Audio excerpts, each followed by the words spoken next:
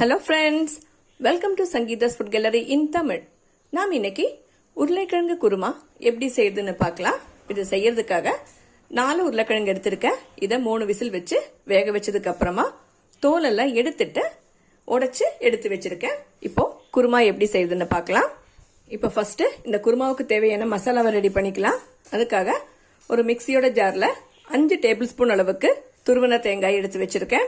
இதுல ஒரு சின்ன துண்டு பட்டை, 2 கிராம்பு, ஒரு ஏலக்காய்,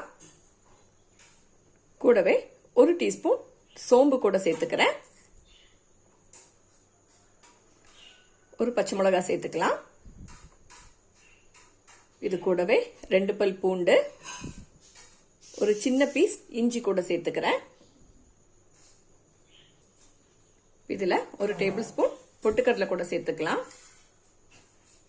இதுல தேவையான அளவு தண்ணி சேர்த்து அரைச்சிடலாம்.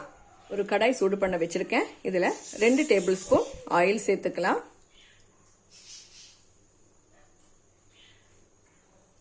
இந்த ஆயில் சூடாயிடுச்சு. இதுல அரை டீஸ்பூன் சோம்பு சேர்த்துக்கலாம். இந்த சோம்பெல்லாம் பொரிஞ்சிடுச்சு. இதுல 2 பெரிய வெங்காயத்தை கட் பண்ணி வச்சிருக்கேன். இதை சேர்த்துக்கலாம். இதை வணக்கிக்கலாம்.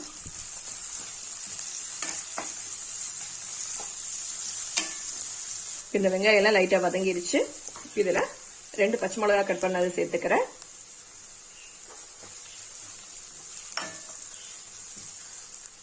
இதுல 2 தக்காளி பழத்தை கட் பண்ணி வச்சிருக்கேன். இதையும் சேர்த்துக்கலாம். நான் எடுத்துக்கிறது சின்ன தக்காளி, அதனால தான் 2 எடுத்திருக்கேன்.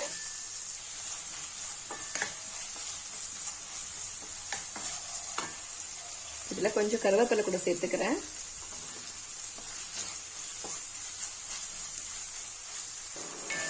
இந்த தக்காளி எல்லாம் வதங்கிடுச்சு. இதுல அரை டீஸ்பூன் மஞ்சத்தூள் சேர்த்துக்கலாம்.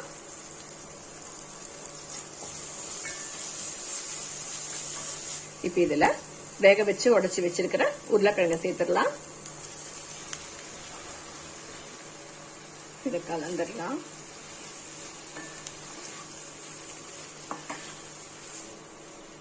இதெல்லாம் கலந்தாச்சு. இதுல நம்ம அரைச்சி வச்சிருக்கிற தேங்காய் விழுது சேர்த்துடலாம்.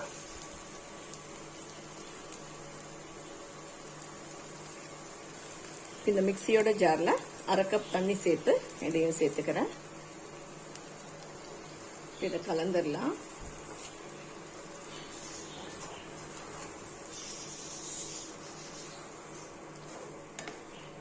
இதெல்லாம் கலந்தாச்சு. இதுல தேவையான அளவு தண்ணி சேர்த்துக்கணும். நான் இப்ப இதுல 2 கப் அளவுக்கு தண்ணி சேர்த்துக்கிறேன்.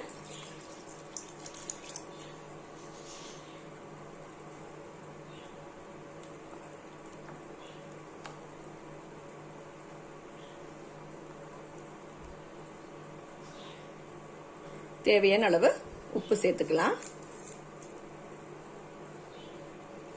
கலந்துடலாம்.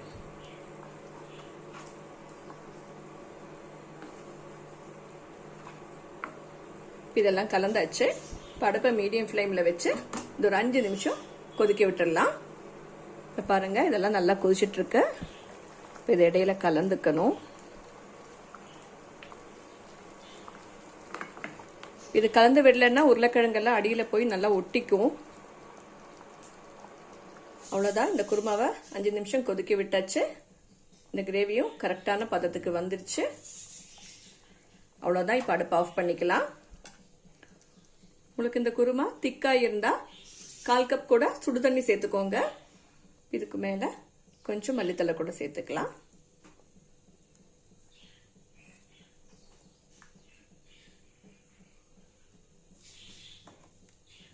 ஆறும்போது இன்னும் கொஞ்சம் கூட திக்காயிடும். அவ்வளவுதான். பாருங்க, சூப்பர் டேஸ்ட்ல உருளைக்கிழங்கு குருமா ரெடி ஆயிடுச்சு.